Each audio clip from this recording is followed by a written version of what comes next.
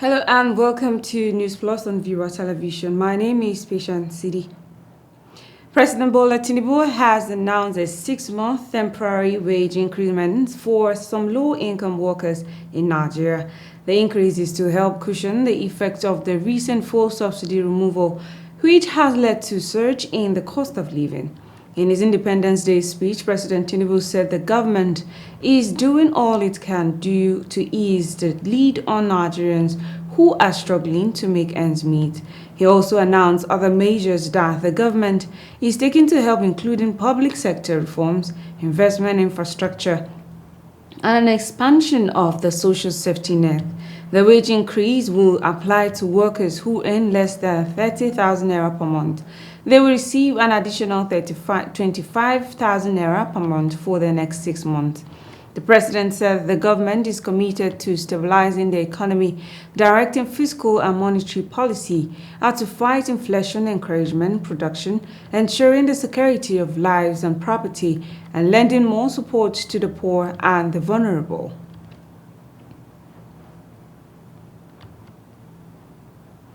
Former President Goodluck Jonathan has urged the citizens to embrace justice and peace in order to release the Nigerian dream. Jonathan made the address on Sunday in a series of tweets via his profile on X, formerly Twitter, in commemoration of the country's 23rd Independence Day anniversary. The former president said, as we mark yet another independence anniversary, we should focus our energy towards enthroning equity, justice, peace, and national cohesion in order to bring to fruition the dream of Nigeria, realizing its full potential and holding up to the torch of liberty and progress for all Africans. He advised the populace to renew their hope for a greater tomorrow while charting a path out of the present challenges that currently bedevil the nation's development. The statement added that the country had seen progress as well as setbacks, as patriotic Nigerians believing in their country have always stood firm, sharing in the glory of successes and feeling the pain of missed opportunities. Archbishop Daniel Oko, President Christian Association of Nigeria, has urged the government to prioritize addressing the pressing economic challenges and the escalating state of insecurity in our beloved country. Oko disclosed that his significant milestones reminds us of the progress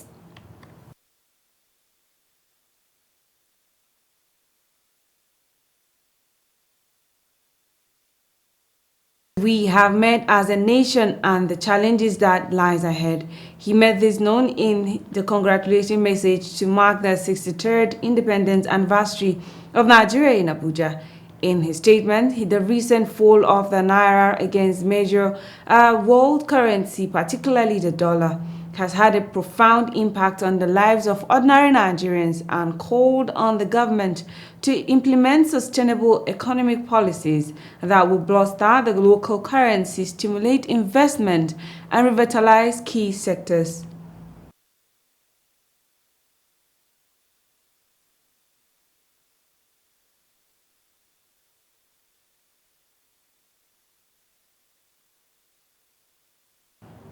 The leader of the Senate, Opeyemi Bamidele, has appealed to the Nigeria Labour Congress and Trade Union Congress to shelve their planned indefinite strike in the national interest.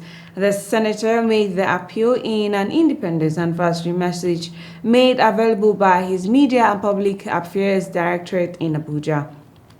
Bamidele congratulated Nigerians across all socio-economic and political strata on the 63rd anniversary Nigeria became an independent nation. He noted that the federal government and all its relevant agencies are working on the ground to come up with viable options in response to the demands of the organized labor. According to him, Nigeria, in spite of its internal challenges, have remained a strong, united, and indivisible nation that still provides strong leadership not only for West Africa but also entire Africa. The Kano state government has pledged to establish more primary and secondary schools across the 44 local government area of the state. The Kano state governor Abba Yusuf made the promise in his speech on the occasion of Nigeria's 63rd independence anniversary celebration held at the Sani Abacha Stadium in the state. He said the measure was necessary to mop all out of school children that are roaming the streets of the state. The governor disclosed that as part of the efforts to support girls' child education and encourage parents to send their daughters to school, the state government will be paying a stipend of 20,000 naira to over 45,000 rather girl child as a pilot scheme to support them to continue schooling. In addition, he said the government will provide free uniforms, school bags, and shoes at the pilot stage in addition to providing free exercise, books and textbooks to primary and junior secondary school pupils. He further revealed that arrangements have reached an advanced stage in providing one free meal to all primary school pupils in the state.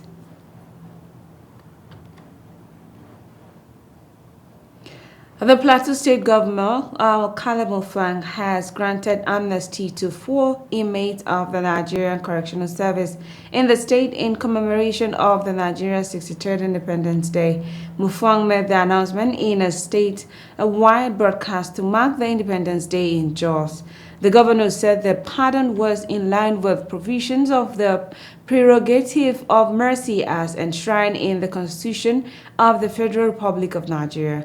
He urged Nigerians to support its leaders in their discharge of duties and have faith in the nation in spite of its challenges as he restated his commitment on facilitating peace, security, and enriching good governance for the good of Plateau. Governor Mufang said upon assumption in office, his administration's commenced sanitizing the public service system in compliance with due process of recruitment and other regulations.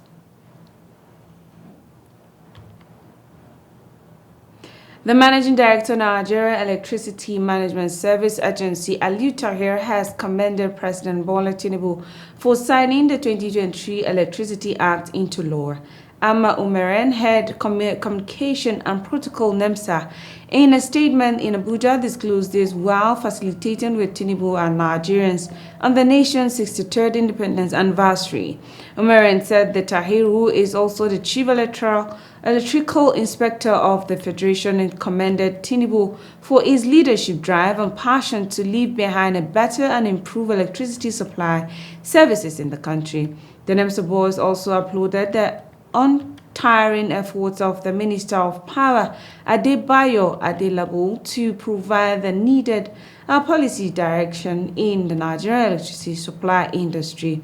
Tahir recalled that NEMSA was established by Electricity Act in 2015, now Electricity Act 2023, to carry on the functions of enforcement of technical standards and regulation technical inspection.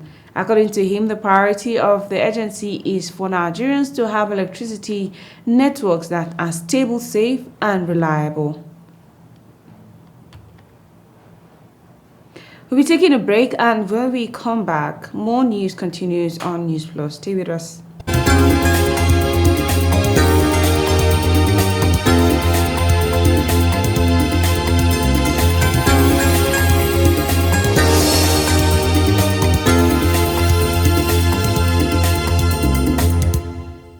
Pararam pra reparar, estão ouvindo esse som, pulsando seco no ar, merece nossa atenção.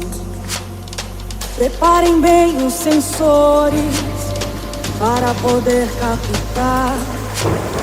Parem usinas, motores.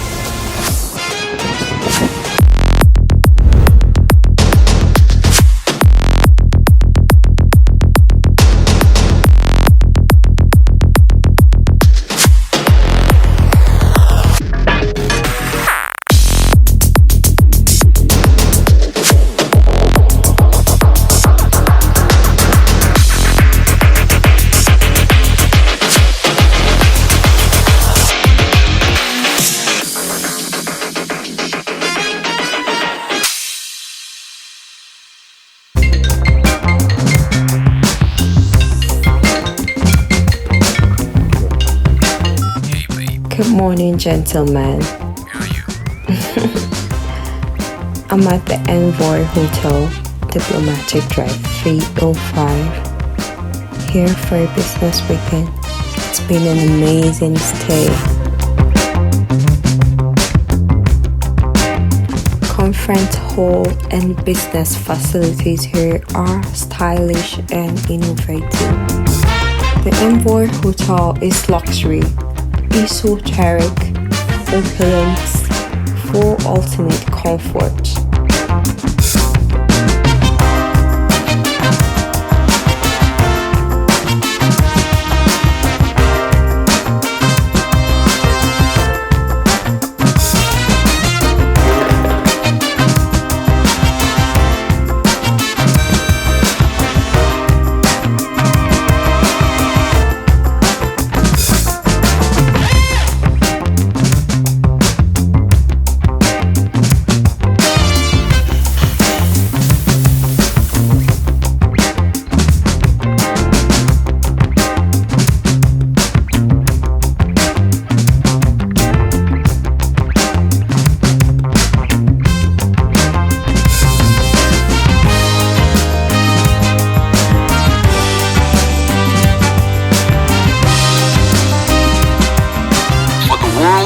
Discerning travelers, we are more than just a place to stay.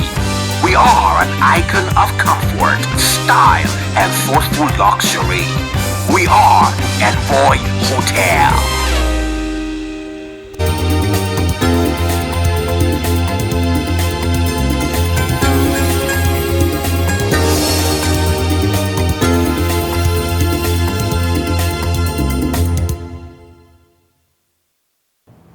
Welcome back from the break. If you're just joining us, this is News Plus on Viral Television.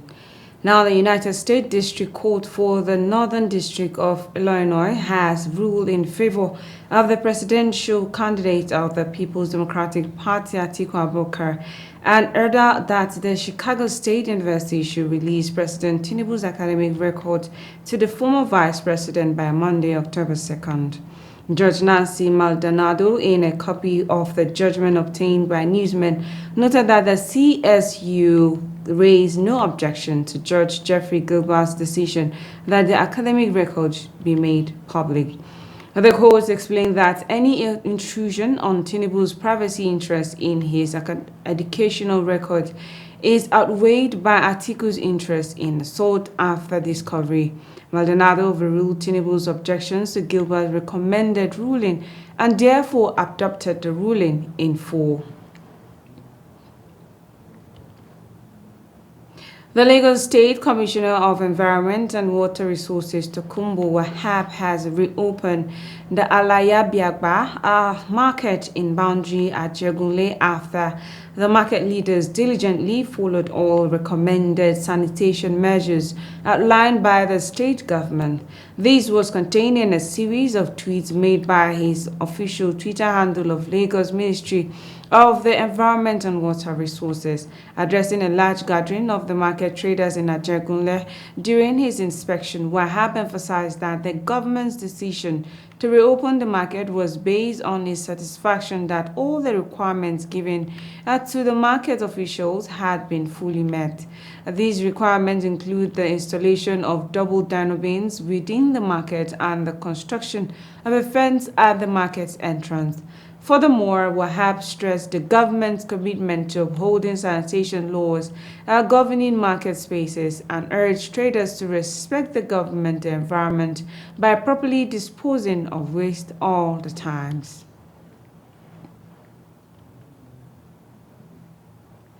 The National Drug Law Enforcement Agency has arrested a kingpin wanted for attempt to ship illicit drug consignment to the United Kingdom. This tops the list of arrests made by NDLEA operatives through interdiction operations that led to the seizure of 4 tons of illicit substances in the past week.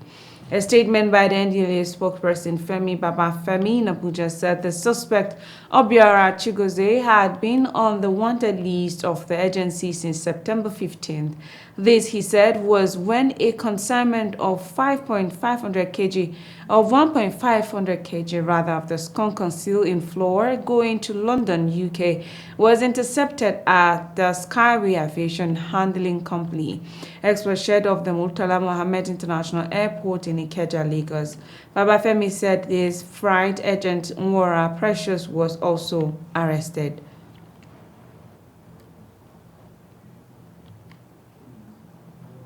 The Commander-in-Chief of the Armed Forces of the Federal Republic of Nigeria, President Bola Tinubu, has reiterated his commitment to safeguard Nigeria's security system as the fight against enemies of the nation intensifies. President Tinubu affirmed his speech, which was delivered by Vice President Kashim Shettima at the passing out parade of 770 cadets of the 70 Regular Coast Army, Air Force, and Navy, and the Direct Short Service Course 31st of the Air Force at the Nigerian Defense Academy in Kaduna.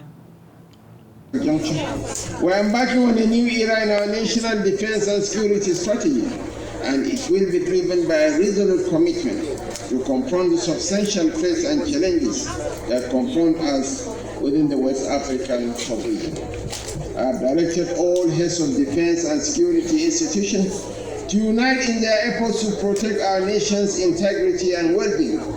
And as chairman of the ECOWAS, we are diligently working to enhance our regional conflict management and development mechanisms, to forge a path towards a greater peace, stability, and progress across West Africa and beyond is not negotiable. The president reassured Nigerians that his administration will endeavor to keep its promise in boosting economic growth and as well elevate the current hardship being faced by the people.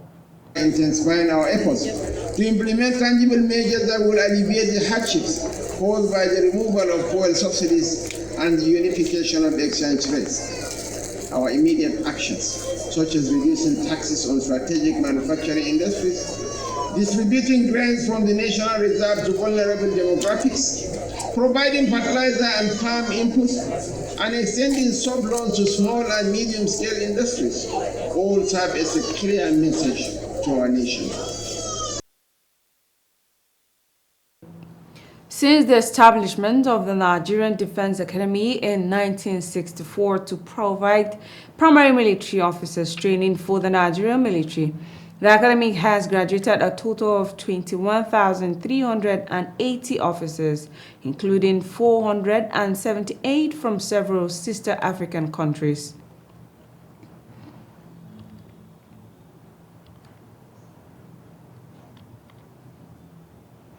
As Nigeria clocks 63 years of independence, issues regarding the nation's stunted development continue to make waves. The Catholic Archbishop of Kaduna State, Most Reverend Matthew Ndagoso, has lamented over the level of insincerity by a core of public office holders whose selfish interest has led the nation into an impoverished state. The Archbishop stated this during the investiture of honor to notable members of the same faith who have demonstrated a wide scale of generosity over time in Kaduna.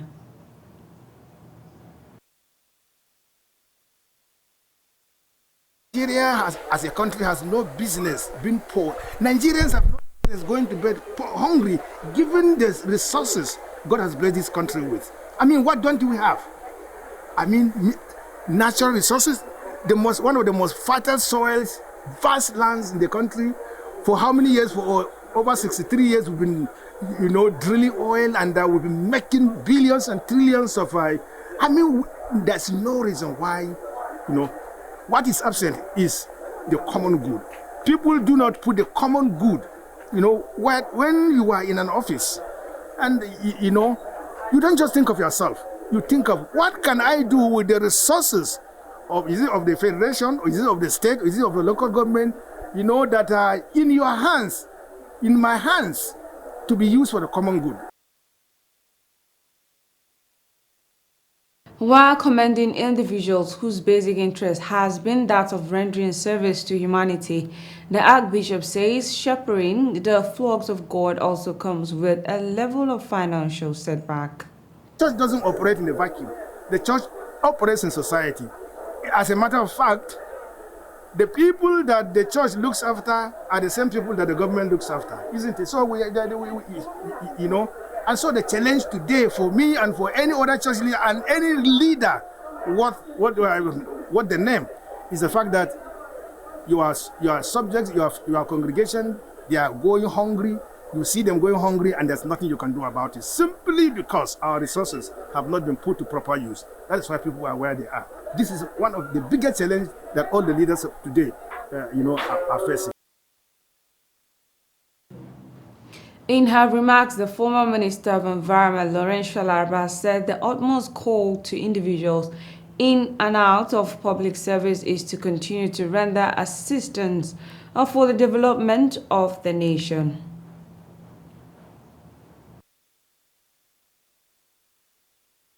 Not doing what I did that gave me this award for anybody to celebrate or to appreciate me. Right from the word go, since I was born, I started my life reaching out to those I can reach out to the poor and the needy. The governorship candidate of the People's Democratic Party in Kaduna State for the 2023 elections, Isa Ashiru, has reacted over the election tribunal verdict on Thursday, saying it was not in line with the electoral laws, guidelines, and regulations. Isa Ashiru affirmed this to newsmen as the party set for the appeal court.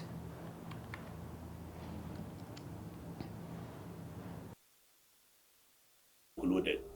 Therefore, declaring Obasani as the state governor was very wrong. And they have directed the INEC as an institution to withdraw his certificate and conduct elections in 4 local governments where the elections did not take place. So for anybody to come and say that the election was upheld is unfortunate. I have to make this clarification so that our people back home will know that we are on it. I want to assure our people, when I say our people, the good people of Kaduna State, okay, the good and the bad and the ugly, because as leader, all are mine, and I'm willing to manage all. The truth of the matter is that we met yesterday with our legal team, and we are in agreement that the tribunal has done its bit, but we still have something outstanding that we need to follow up. So we are going to do the Court of Appeal to pursue it. I'm sure the gray areas that were raised will be sorted out at the tribunal. The Taraba State Governor Dr. Abu Kefas has ordered the immediate release of 3 months' salaries of the Taraba State University Jalingo from July to September. This was to the outcome of the meeting of the governor with the management of the university and union leaders at the ex-co-chamber, Government House Jalingo. Now let's check the report. Addressing the gathering of the management of Taraba State University, Jalingo, ASU and other union leadership and representative of the Students' Union, the governor of Taraba State, Dr. Abu Kefas, condemned threat of imminent strikes from unions and said the issues of outstanding salaries in the institution was inherited and that he is going to address them all. The governor observed that addressing the outstanding payment is not only a matter of financial responsibility, but a moral obligation to the educators. The governor explained that he understood the gravity of the situation and challenges confronting the institution and acknowledged the contribution of the academic staff in shaping the future of the state through education. Dr. Aguke first identified dialogue and understanding as ways of resolving problems confronting the Taraba State University Jalingo. He described the academic staff as builders of dreams and guardians of the future of the young generation. I wish to address the imminent threat of a strike by our dedicated academic staff union over the issue of outstanding salaries inherited by this administration. We didn't create it, we inherited it. I want to assure you that I fully understand the gravity of the situation and the frustration that have led us to this point. He reiterated his commitment to prompt payment of salaries, pension, and gratuity, and said he is committed to the implementation of the minimum wage by October. To the students of the Taraba State University, the governor said they are the heart and soul of the education system and urged them to focus on their studies. In addition to addressing the salary concern, I want to pledge my unwavering commitment to the welfare of our civil servants. As I earlier promised, that there will be prompt payment of salaries, pensions, gratuity, and other allowances.